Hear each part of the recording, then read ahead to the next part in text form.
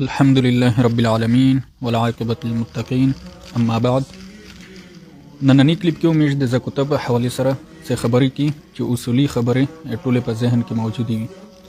اولینۍ خبره چې د زکات معنا څه ده، زکات لفظ په عربي ژبه کې څه معنی دی پوره استعمالېږي.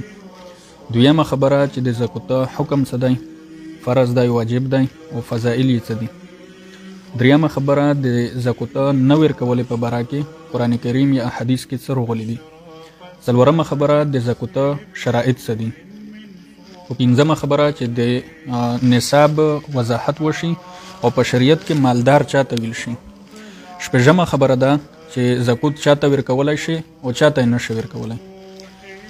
اولینۍ خبره خدا چې زکات لفظ په عربي ژبه کې د پوکی او د برکت لپاره استعمالېږي.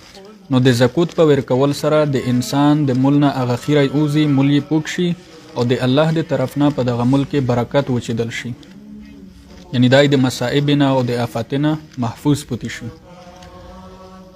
د زکات حکم دغه دی چې لکه څنګه چې په یو سړی باندې په مسلمان باندې د الله تبارک وتعالى نره احکام فرض دي، لمینځ دی، رجادو، حج دی، جهاد دی، د غرنګې د زکات د اسلام په ارکان کې دی، په بنیادی احکام کې دی او دغه فرض دی. دغه فرضیت د قران کریم د 10 نه زیات آیاتونه معلومیږي چې په 10 نه زیات آیاتونه کې د منځ سره د زکات حکم راغلی دی. الله تبارک وتعالى فرمای اقیموا الصلاة وآتوا الزکاة، چې تاسو المنځونه قائم کړئ، یعنی المنځ وکړئ، وآتوا الزکاة او زکات ورکړئ. نو د زکات لفظ د منځ سره په قران کریم کې په 10 نه زیات ځین کې راغلی دی. حدیث شریف کې راځي نبی کریم صلی الله علیه وسلم فرمای بنی الاسلام علی 5، د اسلام بنا او د اسلام بنیاد د په 15 شیانو باندې شوی دی. شهادت الله اله الا الله وان محمدا عبده ورسوله، یا وان محمد رسول الله. یو دغه خبره گواهی ورکول چې د الله نه علاوه بل څوک د عبادت لایق نشته او محمد صلی الله علیه وسلم دا د الله تبارک وتعالى رسول او پیغمبر دی. دویم اقام الصلاه، د منځ قائمول، ایتاء الزکاه، د زکات ورکول، او صوم رمضان، د رمضان رجانی ول، د رمضان د میاشتې رجانی ول، او حج البيت من استطاع الیه سبیلا، او د چا چې وسعت وي او طاقت وي د اغد پوره حج کړل. نو دا د اسلام بنیادی او بناګونی دي، د اسلام بنیاد دی او ارکان اسلام دا تویل کیږي. اس چکیم کاس زکات نه ورکوي نو د اغد پوره قران کریم کې ډېر وعیدات راغلي دي، خو مختصرا دغه چې قران کریم کې الله تبارک وتعالى فرمایي چې د قیامت په ورځ باندې او دته د خپل مول ګرم کړل شي، په دا باندې ودای دوغه شي د پملا او د په مخ باندې په مخ طرفه په د باندې دوغه شي، په دا د یور مهرینه لګول شي. او حدیث شریف کې راځي چې لا يقبل الله صلاه رجل لا يؤدي الزکات، الله تبارک وتعالى د داسې کس لمینځ نه قبلوي چې څوک زکات نه ورکوي حتی یجمعهما، تر دې پورې چې دا دواړه جمع کو، یعنی دوا سره کو، لمینځ کو، زکات ورکوي. فإن الله قد جمعهما فلا تفرقوا بينهما، ځکه چې الله تبارک وتعالى دا دوا سره جمع کړی دي، یعنی قران کریم کې زیپه زیدار غولې دي چې واقیموا الصلاة وآتوا الزکاة فلا تفرقوا بينهما. نو توس دغه پمیانس کې فرق ما کوي، تفریق مار ولای، جدولای مار ولای. څلورمه خبره د زکات د پوره شرایط. نو یو خو چې کیم کا زکات ورکوي د هغه د پوره شرایط دي. هغه د پوره شرط دغه دی چې هغه سړی چې کیم زکات ورکوي دا ازود وي، ازود سړی وي، په غلام باندې زکات نشته. دا مخکې چې کیم کافر نیول شول، غلامونو جوړول شول، بیا هغه نه بعد د اسلام قبیل کوي، بیا اسلامي احکام په دای باندې لاګو کېدل. نو د هغه خبره ده. دویم شرط دغه چې د زکات ورکوونکی مسلمان وي، په غیر مسلم باندې د زکات حکم نه دی لازمي. دریم دا چې زکات ورکوونکی بالغ وي، په نابالغ ژوند کې باندې کډیر مالدار وي، په باندې زکات واجب او لازمي نه دی.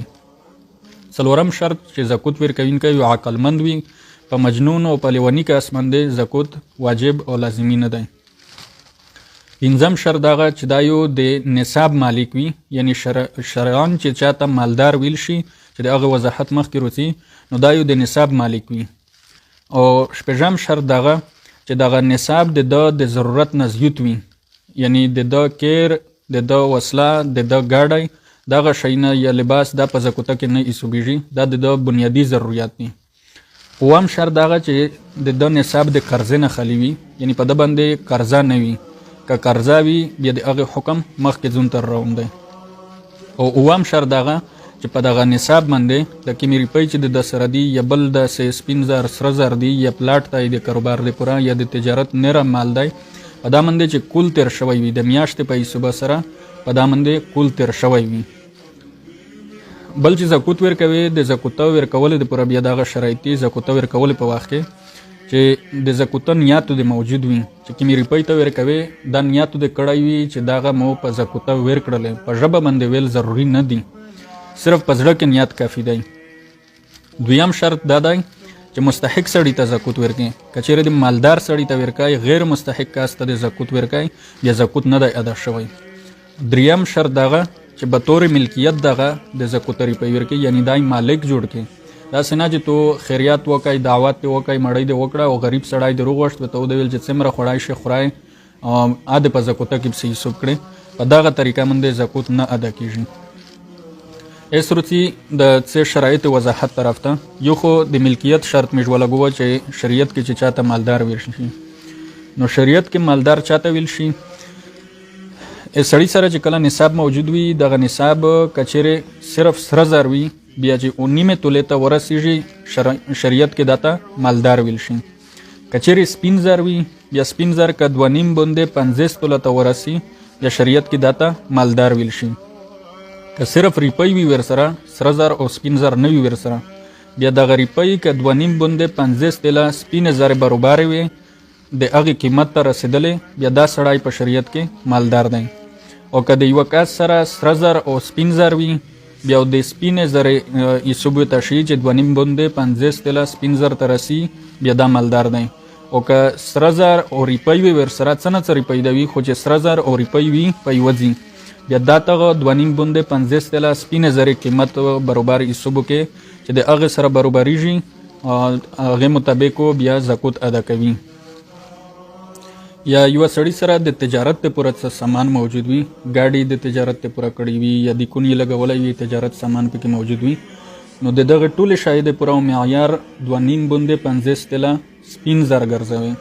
2.5 باندې 50 توله سپین زر قیمت په مارکیټ کې معلوم کې بیا د هغې اندازې مطابق چې د تو سره د تجارت څه موجود وي، که د کون د لګولی وي، که ګاډي وي، که د کاروبار د پوره د پلاټ کړی وي، د ګاټې د پوره د پلاټ کړی وي یا سره زر او سپین زر در سره موجود وي، نو 2.5 باندې 50 توله سپین زر د دغه د پوره معیار وګرځوي، د هغې حساب مطابق که پیراوي بیا ته په شریعت کې مالدار یې، په تو باندې زکوت ورکول لازمي دي.